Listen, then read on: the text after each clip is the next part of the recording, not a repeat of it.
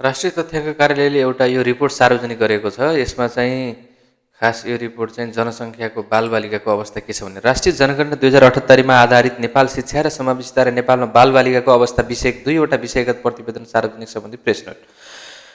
राष्ट्रिय जनगणना 2078 मा नेपालको जनगणना श्रृङ्खला 12औं र नेपालको संविधान बमोजिम सङ्घीय शासन प्रणाली पश्चातको पहिलो जनगणना हो। नेपालमा जनगणना विगत सन् 1968 बाट सुरु भई लगभग प्रत्येक 10 वर्षको अन्तरालमा सञ्चालन हुँदै आएको छ। जनगणनामा देशको निर्धारित सिमानाभित्र निश्चित समय अक्सर बसोबास गरिरहेका व्यक्ति तथा परिवारहरूको जनसाङ्ख्यिक, सामाजिक तथा आर्थिक विवरणहरू व्यवस्थित रूपमा सङ्कलन, प्रशोधन र विश्लेषण मार्फत सान्दर्भिक सूचक तथा तथ्याङ्क प्रकाशन गर्ने गरिन्छ। राष्ट्रिय जनगणना 2078 मा देशभित्र अक्सर बसोबास गर्ने हरेक व्यक्ति, कोही पनि नछुट्ने, कोही पनि नदोरिने सिद्धान्त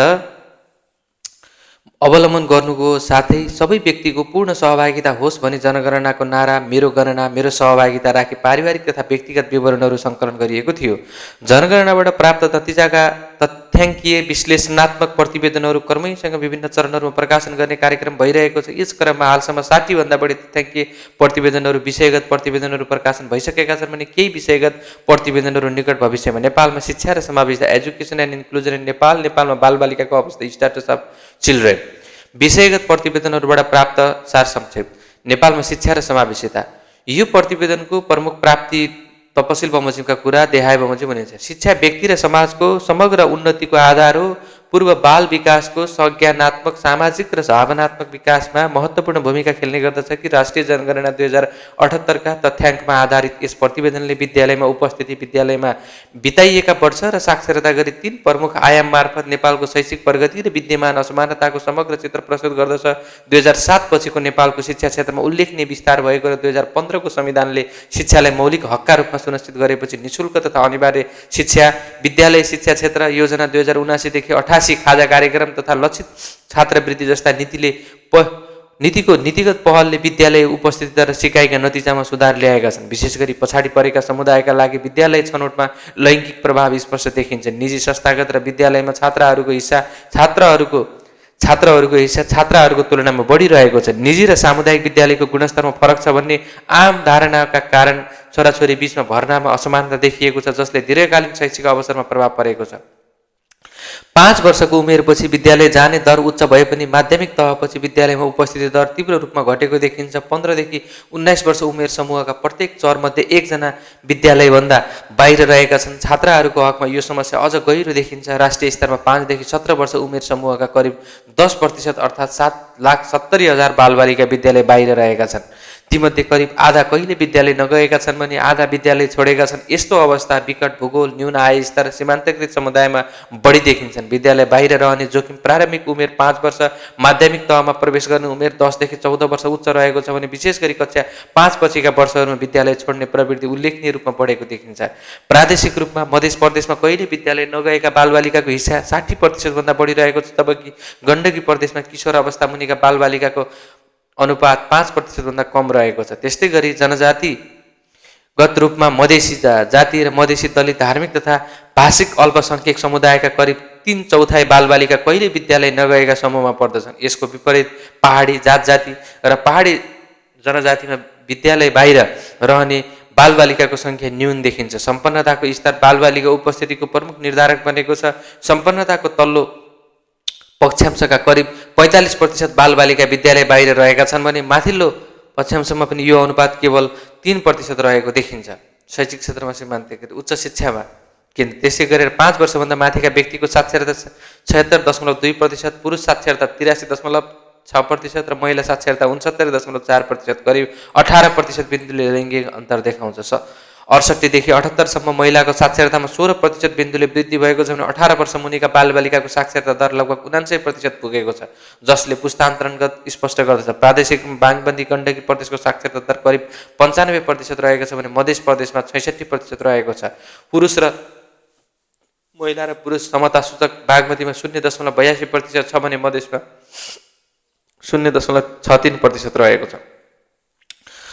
जातिगत रूपमा मधेसी दलित, मधेसी जाति र धार्मिक र भाषिक अल्पसङ्ख्यक समुदायको करिब 75% प्रौढले कहिले विद्यालय नगएको देखाउँछ भने किशोर किशोरी समूहमा सबै जातिको साक्षरता दर 98% भन्दा माथि भए पनि मधेसी दलितको करिब 80% मात्रै भएको देखिन्छ। सम्पन्नताको तह अनुसार साक्षरतामा ठूलो अन्तर देखिन्छ। तल्लो पक्षांश र माथिल्लो पक्षांश बीचमा पुरुषतर्फ 35% बिन्दु र महिलातर्फ 42% बिन्दुको अन्तर देखिन्छ। अपाङ्गता भएका व्यक्तिमध्ये बौद्धिक अपाङ्गता र अल्टिजम भएका प्रौढहरूको साक्षरता दर सबैभन्दा न्यून रहेको देखिन्छ। यद्यपि इन्द्रियजन्य अपाङ्गता भएका र नभएका व्यक्तिको अन्तर क्रमशः घट्दै गएको छ। घर परिवार तहमा साक्षरताको विश्लेषण गर्दा मध्य प्रदेशमा 13.4% परिवारमा कुनै पनि सदस्य साक्षर नभएको देखिन्छ। मधेसका दलित समुदायमा यस्तो परिवारको अनुपात 23% पुगेको छ भने समग्रमा प्रदेश र सम्पन्नताको आधारमा शिक्षा र साक्षरताको समता सूचक 0.9 नजिक पुगेको छ। तर जात जातिगत समता सूचक 0.8 रहेको छ, जसले गर्दा सामाजिक पृष्ठभूमि अझै पनि शैक्षिक समानताको प्रमुख बाधक रहेको सङ्केत गर्दछ। नेपालमा बालबालिकाको अवस्था, the status of the children in Nepal. यस प्रतिवेदनले नेपाल राष्ट्रिय जनगणना 2078मा तथ्याङ्कमा आधारित यस प्रतिवेदनले नेपालको बालबालिकाको अवस्था, जनसाङ्ख्यिकी संरचना, शिक्षा, स्वास्थ्य संरक्षण, बसाइसराई, अपाङ्गता र समग्र जीवनस्तरका बहुआयामिक पक्षबाट विश्लेषण गरिएको छ। समग्रमा बालबालिकाको अवस्था सुधारोन्मुख देखिए पनि प्रादेशिक, सामाजिक र आर्थिक आधारमा गहिरो असमानता कायमै रहेको तथ्य प्रतिवेदनले उजागर गर्छ। राष्ट्रिय जनगणना 2078 अनुसार नेपालमा कुल 98,69,583 बालबालिका रहेका छन्। 98,69,583 बालबालिका रहेका छन्। कुल जनसङ्ख्याको 34% हो। विक्रमसम्म 2058मा 46% रहेको बालबालिकाको अनुपात विक्रमसम्म 2078सम्म आइपुग्दा निरन्तर घट्दै गएको छ। विक्रमसम्म 2108सम्ममा बालबालिकाको हिस्सा 22%सम्म सीमित हुने प्रक्षेपण गरिएको छ। प्रदेशगत रूपमा बालबालिकाको वितरण असमान रहेको देखिन्छ। मधेस र लुम्बिनी प्रदेशमा बालबालिकाको उपस्थिति अन्य प्रदेशको तुलनामा उच्च रहेको छ। फलस्वरूप ती प्रदेशमा शिक्षा, स्वास्थ्य, संरक्षण सेवामाथि थप दबाव परेको अवस्था छ। करिब 71% घर परिवारमा कम्तीमा एकजना बालबालिका रहेका र कर्णाली प्रदेशमा यस्तो घर परिवारको अनुपात सबैभन्दा उच्च 81% र बागमतीमा सबैभन्दा न्यून 62% रहेको छ। करिब 29% घर परिवारमा बालबालिकाले नरहेको देखिन्छ, जुन अनुपात बागमती र गण्डकी प्रदेशमा तुलनात्मक रूपमा बढी छ। त्यसैगरी कुल बालबालिका मध्ये मधेस प्रदेशको हिस्सा 24% रहेको छ भने कर्णाली र गण्डकी प्रदेशमा प्रत्येकको हिस्सा 7% रहेको छ। मधेस प्रदेशमा प्रति परिवार औसत 2.1% बालबालिका रहेका छन् भने राष्ट्रिय औसत 1.5 र बागमती प्रदेशमा 1.1% रहेको छ। कुल बालबालिका मध्ये 53% 0 देखि 9 वर्ष उमेर समूहका रहेका छन्। साथै करिब 45% बालबालिका सम्पन्नताको तल्लो 2 पक्षांशमा पर्ने परिवारमा बसोबास गरिरहेका छन्, जसले उनीहरू उच्च जोखिमयुक्त अवस्थामा रहेका छन्। केटाकेटी अनुपातमा प्रादेशिक असन्तुलन देखिन्छ। कोशी प्रदेशमा 100 केटामा 83 केटी मात्र रहेका छन् भने 16 देखि 17 वर्ष उमेर समूहमा कर्णाली प्रदेशमा केटाकेटीको अनुपात 109 पुगेको देखिनुले उक्त उमेर समूहमा केटाको मृत्युदर तुलनात्मक रूपमा उच्च रहेको सङ्केत गर्छ। बाल संरक्षणका दृष्टिकोणले बालबालिका आर्थिक रूपमा सक्रिय बालबालिका र जोखिमयुक्त बसोबास प्रमुख चुनौतीका रूपमा देखिएका छन्। 16 देखि 17 वर्ष उमेर समूहका 5% बालबालिकाको विवाह भइसकेको छ र कर्णाली प्रदेशमा यो दर 9% रहेको छ भने बागमती प्रदेशमा सबैभन्दा न्यून 3% मात्रै रहेको छ। विवाहित किशोरी मध्ये 26% गर्भवती रहेको अवस्था देखिन्छ भने विवाहित बालबालिका मध्ये केवल 37% मात्र हाल विद्यालय गइरहेका छन्, जबकि अविवाहित बालबालिका मध्ये 89% विद्यालयमा अध्ययनरत रहेका छन्। विवाहित बालबालिका मध्ये 52% विद्यालय छाडिसकेका छन्। त्यस्तै गरेर विवाहित बालबालिका मध्ये 61% आर्थिक रूपमा सक्रिय रहेका छन् भने आर्थिक रूपमा सक्रिय बालबालिका बाल विवाहको दर आर्थिक रूपमा निष्क्रिय बालबालिकाको तुलनामा 3 गुणा बढिरहेको देखिन्छ। 10 देखि 17 वर्ष उमेर समूहका 32% बालबालिका आर्थिक रूपमा सक्रिय रहेका छन्। तीमध्ये 33% 14 वर्षभन्दा कम उमेर समूहका र कर्णाली प्रदेशमा आर्थिक रूपमा सक्रिय बालबालिकाको अनुपात सबैभन्दा उच्च 40% रहेको छ। काम गरिरहेकै 4 मध्ये 3 बालबालिका सम्पन्नताको तल्लो 2 पक्षांशमा पर्ने परिवारबाट आएका छन् भने नेपालमा 31,512 0.5% घर परिवारका घरमुली बालबालिका रहेका छन्। तीमध्ये 61% 16 देखि 17 वर्ष उमेर समूहका छन् भने 42% आर्थिक रूपमा सक्रिय रहेका छन्। कुल बालबालिका मध्ये 1%मा कुनै न कुनै प्रकारको अपाङ्गता रहेको छ। कर्णाली प्रदेशमा यस्तो अनुपात 2% र मधेसमा 0.9% रहेको छ। अपाङ्गता भएका बालबालिका मध्ये 36% आर्थिक रूपमा सक्रिय रहेका छन्। जनगणना 2078 अनुसार समयमा करिब 1/4 बालबालिकाको जन्मदरता नभएको देखिएको छ। कर्णालीमा 87%, सुदूरपश्चिममा 83%मा जन्मदरताको दर तुलनात्मक रूपमा उच्च रहेको छ, जसको कारण बालबालिका लक्षित अनुदान कार्यक्रम हुन सक्ने देखिन्छ। अधिकांश बालबालिका 77.9 र आमा र बुवा दुवैसँग बसोबास गरिरहेका छन्। आमासँग मात्र बस्ने बालबालिकाको हिस्सा 17% र बुवासँग मात्र बस्ने बालबालिकाको हिस्सा 1% मात्र रहेको छ। बालबालिकाको आन्तरिक बसाइसराईको दर 12% रहेको छ। बागमती प्रदेशमा यो दर सबैभन्दा उच्च 13% र मध्य प्रदेशमा सबैभन्दा न्यून 10% रहेको छ। बसाइसराई गरेका बालबालिका मध्ये 66% अर्ध सहरी क्षेत्रमा बसोबास गरिरहेका छन् भने बसाइसराई गरेका बालबालिका मध्ये 69% सम्पन्नताको शीर्ष 2 50 पर्ने परिवारभित्र आर्थिक रूपमा सक्रिय। औसतमा 90% बढी बालबालिका हाल विद्यालय गइरहेका छन्। मध्य प्रदेशमा यो दर 81% मात्र रहेको छ भने कुल 6% बालबालिका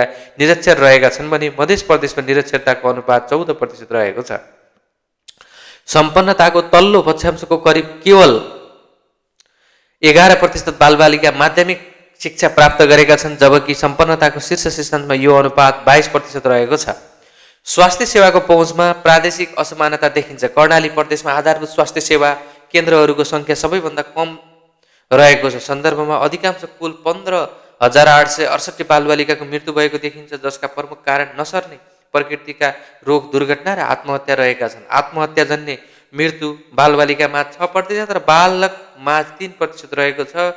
गण्डकी प्रदेशमा आत्महत्याको दर सबैभन्दा उच्च 4% र सीमित सूचकका आधारमा तयार गरिएको बाल अवस्थाको सूचाङ्क CSI को राष्ट्रिय औसत 0.72 रहेको छ। बागमती प्रदेशमा 0.79 अङ्कसहित शीर्ष स्थानमा रहेको छ भने कर्णाली प्रदेशमा 0.60% अङ्कसहित अन्तिम दिन। समग्रमा जनगणना 2078 का नतिजाले नेपालमा बालबालिकाको जनसङ्ख्या घट्दो क्रममा रहेको दर र बाल विवाह, गरिबी, आर्थिक सक्रियता र बसाइसराई र मानसिक स्वास्थ्य जस्ता विषयले अझै गम्भीर चुनौती सिर्जना गरेको स्पष्ट पारेको छ। यी चुनौतीको समाधानका लागि लक्षित समावेशी प्रभावकारी नीतिगत हस्तक्षेप अपरिहार्य रहेको प्रतिवेदनले निष्कर्ष निकालेको छ। यो 82 को पौष 29 गते सार्वजनिक भयो।